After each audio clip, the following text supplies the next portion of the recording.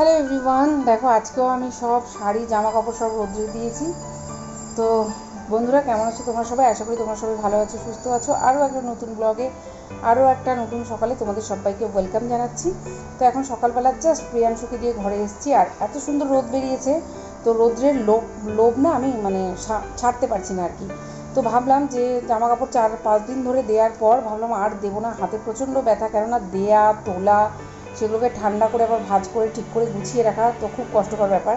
তো যাই হোক, তাও রোদ দেখে লোভ সামলাতে পারলাম না। আজকে কিছু পিওর সিল্ক দিয়েছি, পিওর সিল্ক একটা কাঞ্জিভারাম আছে, তোমরা দেখতেই পাচ্ছ। আর ওইদিকে জানালায় হাজব্যান্ডের ব্লেজার দিয়েছি, ব্লেজারই হাজব্যান্ডের 4-5-6টা ব্লেজার, আর অনেক দুটো। তো বুঝতেই পারছো এগুলো সব। আর তবু তো ছাদে যাচ্ছি না, ছাদে যাওয়ার ক্ষমতা নেই।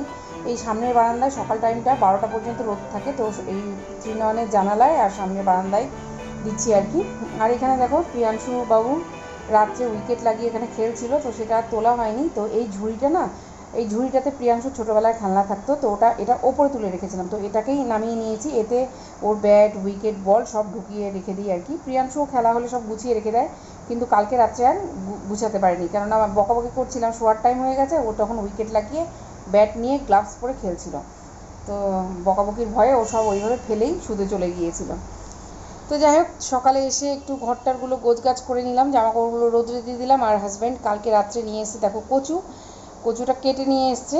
তো শহরে এটাই হয়, কচু কাটা অবস্থায় পাওয়া যায়, আর গ্রামে হলে কাটতে অবস্থা খারাপ। কাটার ভয়ে না আমি কচু করতে ভয় পাই আর কি, কারণ আমার হাত খুব চুলকোয়।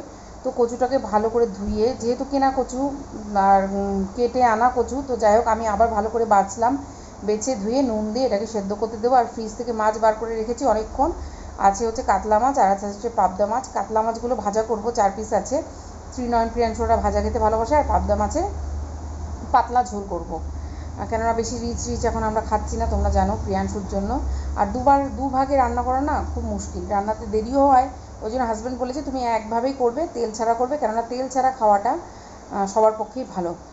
তো দেখো ওয়েদারটা দেখো, আকাশ একদম পরিষ্কার। আকাশ তোমাদেরকে আমি দেখাবো, একদম মানে শরতের আকাশ যাকে বলে, এত সুন্দর লাগছে, সেই পেঁজার মতন তুলোর মতন দেখা যাচ্ছে আর কি। তো দেখো, এক কড়াই দিয়েছিলাম, ভাপে বসিয়েছিলাম নুন দিয়ে, দেখো কতটা হয়ে গেছে, পুরো জল ছাড়বে, আরও কমে যাবে আর কি। তো যে কোনো শাকই কিন্তু এরকম কমে যায়, তো এই আর কি। তো এইদিকে আমি কচুর শাক বসিয়েছি, আর এদিকে কড়াইয়ে আমি সকালের জন্য সবজি বসিয়েছি, রুটি বানাবো। তো রুটির জন্য সব সবজি মিশিয়ে, একটু পনির ছিল, পনির ভেজে দিয়ে ওইদিকে কড়াইয়ে বসিয়ে দিয়েছি। মিক্স ভেজ না, কোনো সেরকম কোনো মশলা দিইনি, সিম্পলভাবে বানাচ্ছি আর কি। তো তারপর সকালে রান্নাটা বসিয়ে দিয়েছি, দিয়ে তারপর হাজব্যান্ড এই জাস্ট কিছুক্ষণ আগে উঠলো।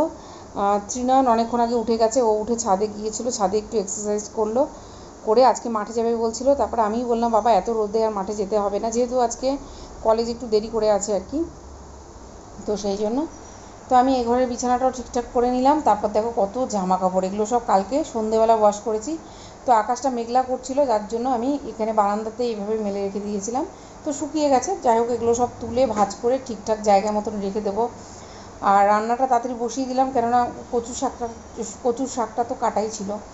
তো যাই হোক, ওটাকে সেদ্ধ করতে একটু সময় লাগবে, যার জন্য ওটা বসিয়ে দিলাম। আর সকালে সবজিটাও ফটাফট সবজি কেটে বসিয়ে দিলাম।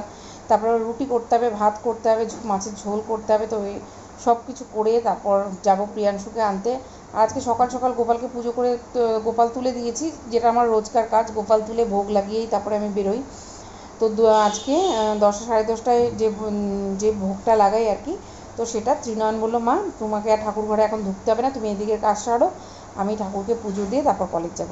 তো আমি বললাম ঠিক আছে। আর এদিকে হাজব্যান্ড দেখো গাছে জল দিচ্ছে। যাই হোক, ওর এটা দেখেও ভালো লাগলো, কেননা মানে আমি গাছ এত পছন্দ করি যে গাছ ছাড়া আমি থাকতেই পারি না। আর হাজব্যান্ড মানে অপছন্দ বলবো না, ও মানে এই যে গ্যাঞ্জাম হয়ে থাকে তো জায়গাটা, তো সেটার জন্যই একটু বকাবকি করে, কিন্তু কি করব বলো, মানে গাছ ছাড়া আমি একদম থাকতেই পারি না। তো যাই হোক, ও এখন মাঝে মাঝে জল দেয়। আর আকাশটা দেখো, আর খুব সুন্দর হাওয়া দিচ্ছে, এত সুন্দর লাগছে। তো এত সুন্দর দৃশ্য উপভোগ করার বেশি সময় নেই, কেননা এখন আমাকে রান্না করতে হবে। তো এখন এদিকে দেখো কচুর শাকটা একদম জল ছেড়ে দিয়েছে, কচুর শাকটা নামিয়ে এবার আমি রুটি করব। আটাটা মেখে রেখেছিলাম, আটাটা মেখে রেখেছিলাম হচ্ছে প্রিয়াংশুকে যখন দিতে যাচ্ছিলাম তখনই আমি আটাটা মেখে রেখে গিয়েছিলাম, কেননা অনেক সকালে উঠি, আজকে 4:45টায় উঠে পড়েছি, যার জন্য অনেক কাজ করে তারপর 6:30টায় ওকে নিয়ে বেরোতে পেরেছি। যেমন ঘর ঝাড় দেওয়া, পাপোশ ঝাড়া, সামনে মোছা, স্নান করা, গোপালকে পুজো দেওয়া, গোপালকে ভোগ লাগানো, প্রিয়াংশুকে তোলা, ও নিজে রেডি হয়ে নেয় তবু ওকে গরম জল দেওয়া, খালি পেটে গরম জল খায়, খেয়ে ও পটি যায়, তারপর ওকে একটু ছাতু গুলে খাওয়াই, সেটা গুলে দেওয়া, তারপর আমি নিজে একটু পারলে চা করে খাই, আজকে খাইনি, আজকে সুমির সাথে প্রিয়াংশুকে স্কুলে ঢুকিয়ে দিয়ে তারপর চা খেয়ে এলাম। তো হাজব্যান্ড কিছুক্ষণ আগে উঠলো, এখানে হাজব্যান্ডের চাটা বসিয়ে দিলাম আর সকালের তরকারিটা নামিয়ে নিলাম, ওটা হয়ে গেছে।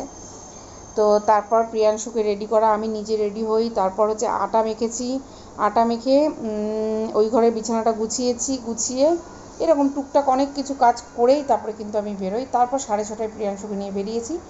তো আধ ঘন্টা লাগে যেতে, আস্তে আস্তে দুজনে হেঁটে হেঁটে গল্প করতে করতে যাই, তো 7টার মধ্যে পৌঁছে যাই আর কি।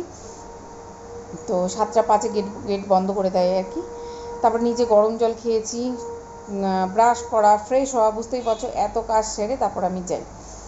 তো সকালবেলা স্নান টান করে গোপাল তুলে তারপরে বেরোলে না একটা ফ্রেশ লাগে, এত সুন্দর লাগে। আর সকালের ঠান্ডা ঠান্ডা ওয়েদার, ঠান্ডা বলবো না, যা রোদ তবুও খুব সুন্দর হাওয়া দেয় ওই যে দিকটা দিয়ে আমি যাই, তোমরা দেখেইছো প্রচুর গাছপালা, তো ওই রাস্তাটা দিয়ে হাঁটতে খুব ভালো লাগে, কিন্তু অতটা রোদও পাওয়া যায় না, কেননা প্রচুর গাছপালা, তো খুব সুন্দর লাগে। তো আজকে একটা ভালো জিনিস দেখলাম, একটা পটল গাছ হয়েছে, তাতে পটল ঝুলছে, তো ভিডিও করব ভাবলাম, যাওয়ার সময় করা হলো না, যাওয়ার সময় একটু তাড়াহুড়ো থাকে, আসার সময় করবো ভাবলাম ভুলেই গিয়েছি।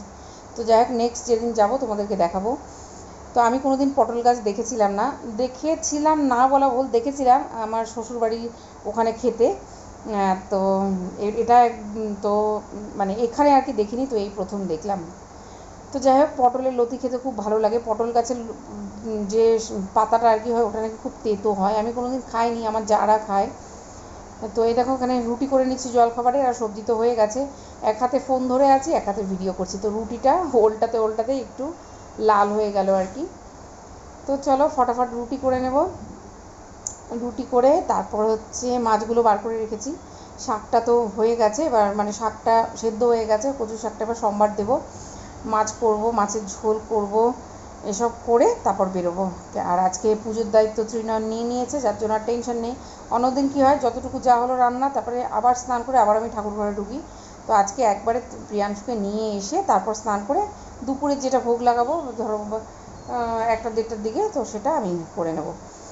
তো যাই হোক, তারপরে রুটি হয়ে গেল, এবার কড়াইয়ে তেল, কালো জিরে, কাঁচা লঙ্কা আর দিয়ে দেবো তেজপাতা, আর এই দেখো জলটা ঝরাতে দিয়েছি এখানে কচু শাকে, তো দিয়ে কচু শাকটা বসিয়ে দেবো আর কি, কিছুই না, ফোড়নটা ভাজা করে কচু শাকটা দিয়ে নুন মিষ্টি দিয়ে একটু ছোলা দেবো, ছোলা ভিজিয়ে রেখেছিলাম, এই দেখো এতটা জল বেরিয়েছে, তো জল সমেত দিলে না একটু গলা চুলকানোর ভয় থাকে আর কি, তো নুন মিষ্টি হলুদ দিয়ে ভালো করে একটু রান্না করে নেব, আর নামানোর আগে একটু লেবু চিপে দেবো, লেবু চিপে না দিলেও হয়, কিন্তু যাদের ধরো গলা ধরে তারা একটু লেবু চিপে দিতে পারো, ব্যাস, তো ফাটাফাটি হয় কচুর শাক আর কি।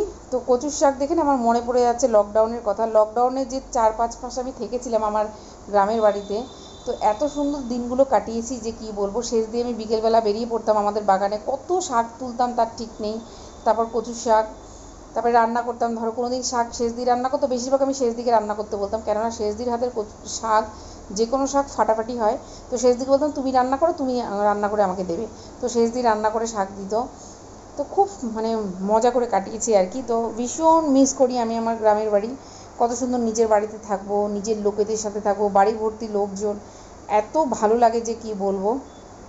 এবার পুজোতে গ্রামের বাড়িতে যাওয়ার ইচ্ছে আছে, তো তারপরে এখানে দেখো মাছগুলো ভেজে নিচ্ছি, পাবদা মাছ ভাজা হয়ে গেছে, ওখানে কাতলা মাছ ভাজা বসিয়েছি, আর এই দিকে দেখো লাউটা কিন্তু হাজব্যান্ড কুটে দিয়েছিল, ও বললো দাও তুমি যতক্ষণে চা করছো ততক্ষণে আমি বসে গেছি, দাও লাউটা আমি কেটে দিই, তো লাউ দেখো মাছের মাথা দিয়ে করেছি, লাউটা কিন্তু প্রায় হয়ে গেছে, আর এদিকের কড়াইয়ে মাছের ঝোল বসিয়েছি, আর ত্রিনয়নের খাওয়া হয়ে গেছে, ত্রিনয়ন এবার স্নান করতে যাবে, কলেজে বেরোবে।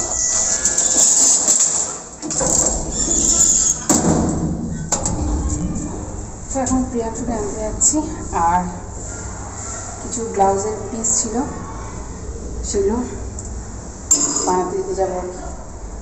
চলো বেরিয়ে পড়েছি প্রিয়াংশুকে নিতে,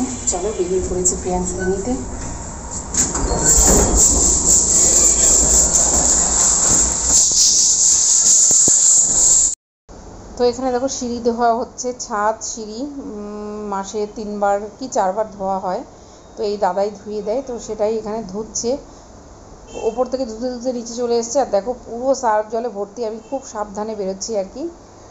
তো বাইরে রোদ দেখো কতটা, ওরে বাপরে রোদের তেজ দেখো। আর এদিকে হাজব্যান্ড দোকান মোছামুছি করছে এখানে। তো বন্ধুরা, তারপর প্রিয়াংশুকে নিয়ে চলে এসেছি। চলে এসে আমি যে শাড়িগুলো রোদ্রে দিয়েছিলাম সেগুলো যাওয়ার সময় তুলে রেখে গিয়েছিলাম, তো সেগুলো ঠান্ডা হয়ে গেছে, ঘরে ফ্যান চলছিল, তো সেগুলোকে ভাঁজ করে রেখে দিলাম। এক্ষুনি আলমারিতে ঢোকাবো না, একটু পরে ঢোকাবো, আরও ঠান্ডা হয়ে যাক।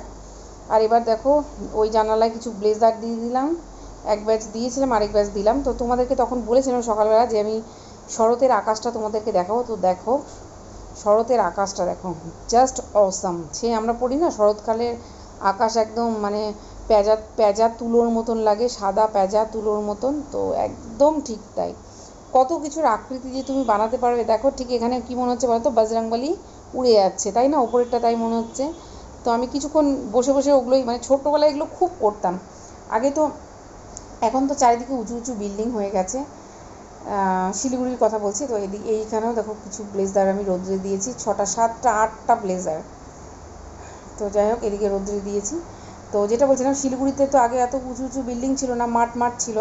তো আমাদের ঘরের ছাদে উঠলেই আমি আকাশের দিকে তাকিয়ে এরকম কোনো বানাতাম, মানে কোন মানে একটা আইডিয়া করে নিতাম, এটা এই মূর্তি, এটা এর ছবি, এটা ওর ছবি। তো সেটাই আজকে হচ্ছিল। তো দেখো এসে প্রিয়াংশু আর আমি কিছুক্ষণ বসলাম, স্কুল থেকে এসে গ্লুকন্ডি খেলাম দুজনে মিলে। তারপর একটু গাটা জুড়িয়ে তারপর প্রিয়াংশু স্নান করতে গিয়েছিল। আজকে প্রিয়াংশু গুড বয়ের মতন একা একা স্নান করলো, করে এখানে দেখলে ক্রিম লাগালো, তারপরে চুল আঁচড়াবে। এবার কোথায় গেল, ওর পাপা বোধহয় ডাকলো, কোথায় গেল, আবার এসে চুল টুল আঁচড়াবে। তো তারপর প্রিয়াংশুকে খেতে দেবো। আজকে আমারও খাওয়া হয়নি, প্রিয়াংশু আমি প্রিয়াংশুর পাপা একসঙ্গে খেতে বসবো। তো এখানে দেখো আবার ক্রিম মাখছে বাবু, দেখো দেখেছো তো। প্রিয়াংশু কত গুড বয় হয়ে গেছে, নিজের কাজ যদি নিজে করে নেয় তাহলে আমিও একটু রিলিফ পাই।